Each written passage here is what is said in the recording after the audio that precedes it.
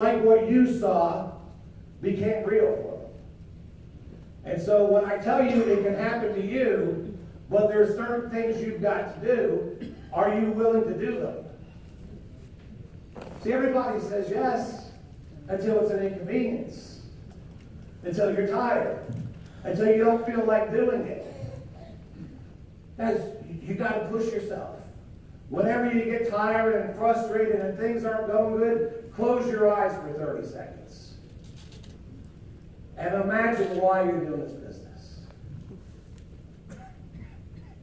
Having Betsy and Brian up at my house in New Hampshire and a whole bunch of leaders on a 75-degree day with the breeze up there, sitting out back, drinking Modelo's with Brian is as good as it gets.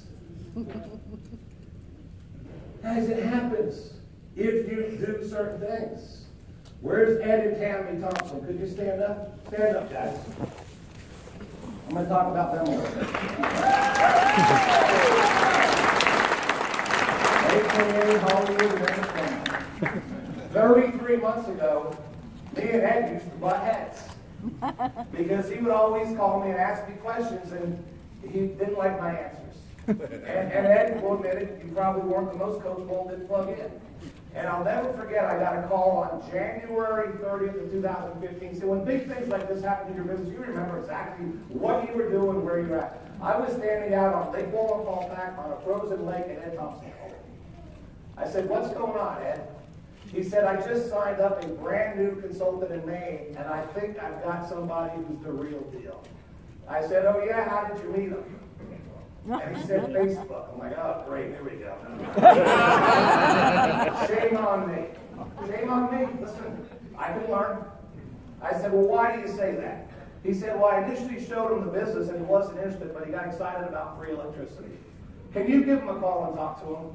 I said, Ed, it's Saturday night. We're in the middle of a snowstorm in the Northeast. You want me to call him now? He said, yeah. I think he'd probably take your call, and I think you'll enjoy this guy. And I called him.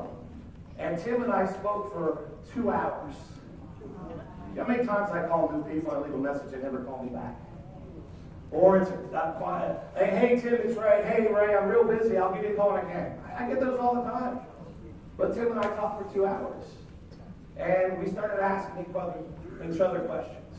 And I listened. And see, I know what I'm looking for. Maine was a brand new market. And I had a whole bunch of leaders on my team like John Haas and Mike Ove and Kirk Moran. They had business in Maine. And they said, when are you coming to Maine? I said, when I get somebody in my coded organization that proves to me that they're serious, I will go to Maine. So I'm looking. I'm in that mode. And so Bobby, my tail was wagging as I'm having that conversation. And Tim starts telling me about him and his family. He's got experience in direct sales. He owns multiple businesses. He told me about his dog, and just everything. And I'm thinking, man, this guy sounds like the real deal. And that was on a Saturday night in the middle of a snowstorm. He's up in Maine plowing snow. The next day was Super Bowl Sunday, and the one thing I don't like about Tim is he's a Patriots fan. Okay? He was having a party at his house, and before the party, we did a conference call, and he put on the phone about 50 people. And 12 days later, I made my first trip up to Portland, Maine in about 6 feet of snow with John Haas because Tim became an RC. And because of going up there, I ended up buying a house in New Hampshire and meeting Kayla and meeting a lot of great people. But I want to talk about Ed and Tammy. From that one conversation with a stranger that they didn't know because Ed took action when Maine opened up, all 5 SCs fell into his SC business. At that point, he was in the business for about 30 months, making $100, $200 a month, about 50 people on his team. But he took action. Did you guys see that? He took action. Yeah. And that's the problem with most people. They talk the talk, but they don't do anything. Especially here in Ambit. You can tell when somebody's taking action. Tim sent me a screenshot of the people that call him every day. Me too. Why is the same 10 or 15 people call me every day? And then other people I'll see at a meeting and they'll start making excuses. Listen, I get it. We all have things going on in our lives. Listen, Kirk Ryan's life for last year. Look at Tim over in Japan with his aunt dying. Didn't make excuses. That's what I love about them. They don't make excuses. They get it done. You've got to take action when the time is right. Ed did. And because of it, he went from having 48 people on his team as an SC with one RC in his SC code that wasn't doing anything, All 5 SCs came out of Maine to push him and Tammy to executive consultant.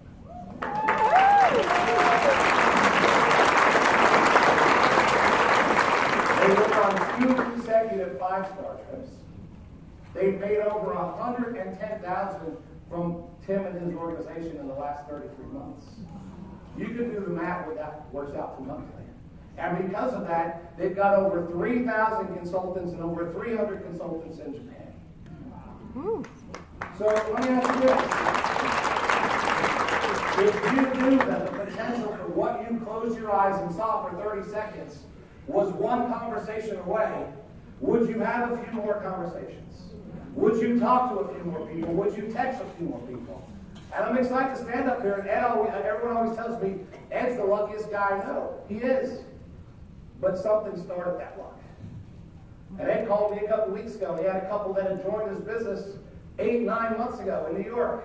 Didn't do anything. Their website was shut off. And Ed asked me to do a 3-way with them. I said, Ed, their website's not even on. Do you think they'll do anything? He said, right, they're from Alberta. I said, it's worth a try.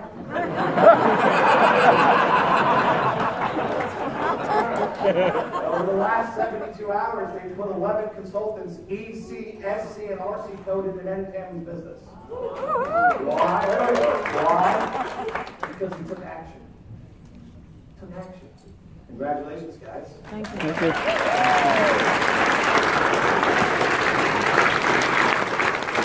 I remember when Japan was opened up last simulcast, January.